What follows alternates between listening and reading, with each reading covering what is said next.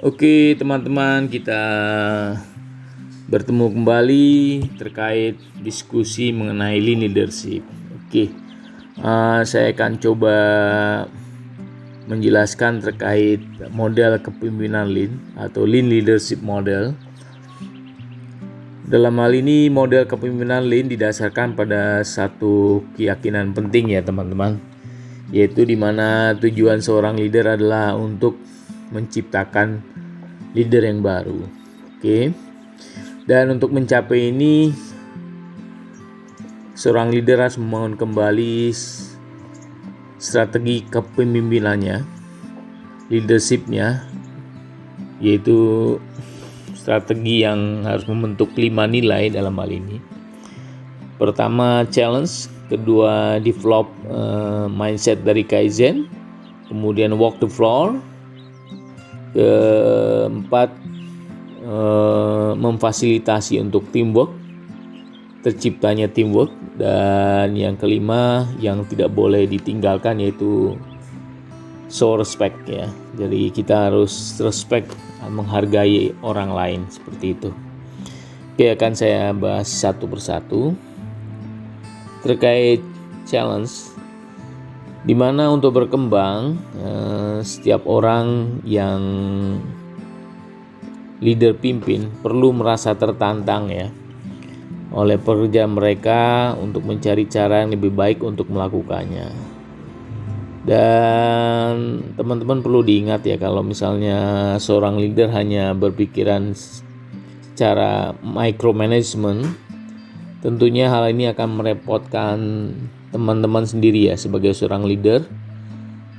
Ketika teman-teman memberikan instruksi timnya untuk melakukan di luar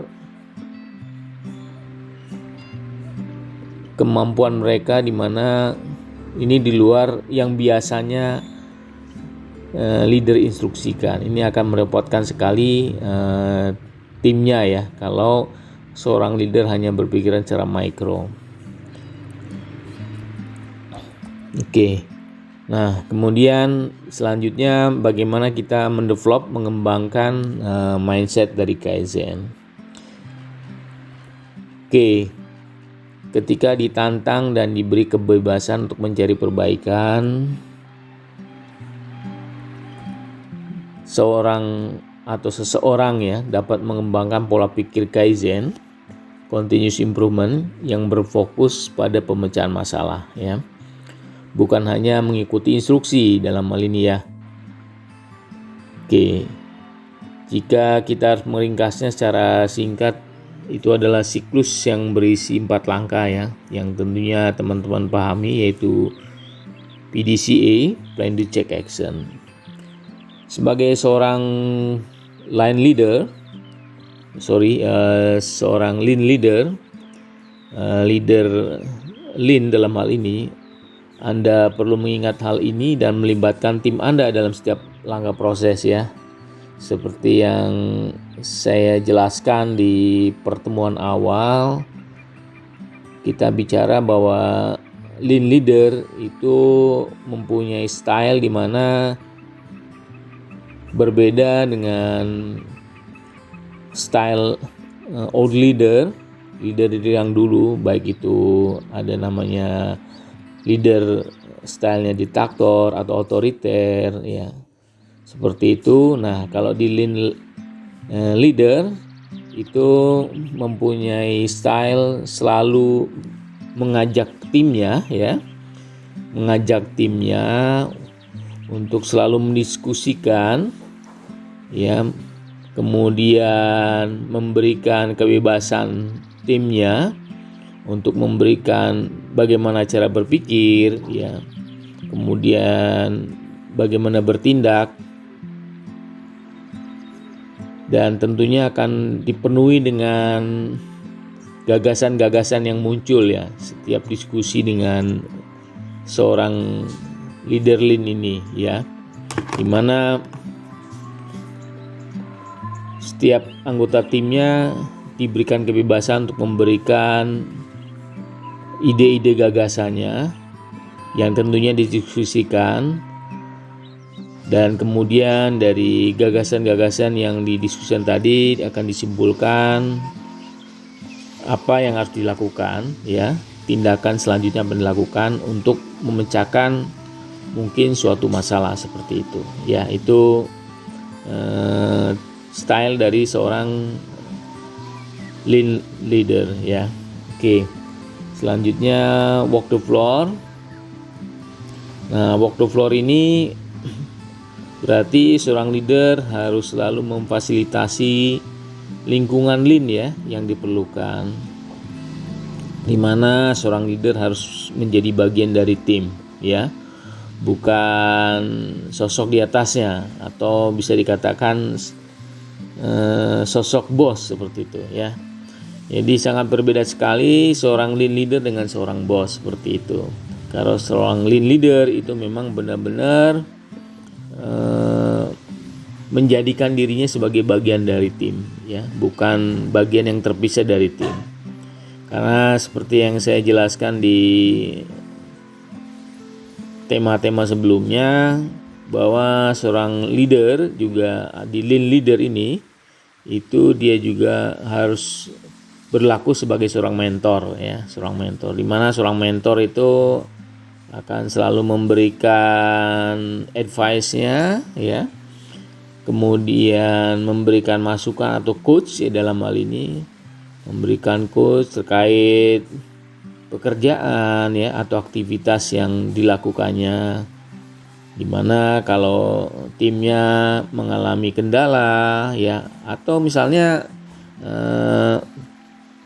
seorang anggota tim tidak mengungkapkan kendalanya, tetapi seorang lean leader itu harus lebih proaktif, ya, proaktif menanyakan apakah ada kendala, apakah ada yang bisa dibantu seperti itu, apakah timnya memerlukan support seperti itu, ya. Kemudian juga diberi kebebasan untuk mengungkapkan gagasan-gagasannya, ya. Tidak seperti dengan style leader sebelumnya atau leader yang bersifat otoriter atau diktator, di mana semuanya harus tergantung dari leadernya. Jadi di lean leader ini berbeda sekali, ya. Benar-benar yang namanya teamwork, ya, teamwork, kebebasan dalam memberikan gagasan, mengungkapkan gagasan itu benar-benar dipelihara di sana. Ya, seperti itu. Nah, terkait memfasilitasi lingkungan yang lean, ya, di mana seorang lean leader itu harus bisa dikatakan 70% ke atas, ya. Itu harus berada di floor, atau bisa dikatakan sering berjalan-jalan di luar office-nya seperti itu, ya. Dan melakukan komunikasi, ya, komunikasi secara bebas tadi, ya. Untuk memberikan coaching, ya, menanyakan kendalanya terkait pekerjaan aktivitasnya, apakah ada yang perlu disupport seperti itu, ya, atau misalnya ada yang perlu dibantu, ya, itu seorang lean leader. Seperti itu. Kemudian memfasilitasi teamwork dalam hal ini, memfasilitasi teamwork. Jadi kita harus sebagai seorang lean leader, ya, berbicara tentang pentingnya kerja tim, ya. Hal ini mungkin terasa klise, ya, tapi seorang leader harus yakin, ya, tanpa teamwork ini, atau bahkan orang yang paling termotivasi dan terampil akan menjadi individu yang sangat baik dalam apa yang mereka lakukan, tetapi tidak selalu melihat ke arah yang sama, ya. Jadi memang teamwork ini atau kerjasama tim ini sangat penting sekali, dan itu harus dibangun oleh seorang lean leader, ya, seperti itu, teman-teman. Kemudian yang terakhir, last but not least, terkait show respect, ya, menunjukkan respect, menghargai orang.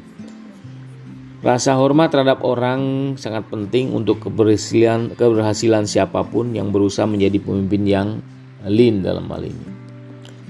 Di sini penting untuk menjelaskan bahwa menghormati orang bukan hanya tentang bersikap sopan kepada tim Anda, tapi ini adalah pengakuan bahwa orang-orang tidak dapat melakukan pekerjaan sendirian ya. Menghormati orang sebenarnya adalah tentang menghormati pendapat orang, keahlian, kemampuan untuk menantang keputusan seorang leader, dan batasan-batasan pribadi dari seorang leader, seperti itu. Oke, teman-teman, itu aja terkait penjelasan saya mengenai model dari lean leader ya, model dari kepemimpinan yang lean. Oke, terima kasih banyak. Oke, sampai di sini dan kita akan bertemu lagi dengan tema-tema selanjutnya. Oke, tetap selalu menjaga kesehatan dan sukses selalu teman-teman. Selamat pagi, terima kasih. Oke teman-teman, kita bertemu kembali terkait diskusi mengenai lean leadership. Oke, saya akan coba menjelaskan terkait model kepemimpinan lean atau lean leadership model. Dalam hal ini model kepemimpinan lean didasarkan pada satu keyakinan penting ya teman-teman, yaitu di mana tujuan seorang leader adalah untuk menciptakan leader yang baru. Oke. Dan untuk mencapai ini seorang leader harus membangun kembali strategi kepemimpinannya, leadershipnya, yaitu strategi yang harus membentuk 5 nilai dalam hal ini. Pertama, challenge. Kedua, develop mindset dari Kaizen.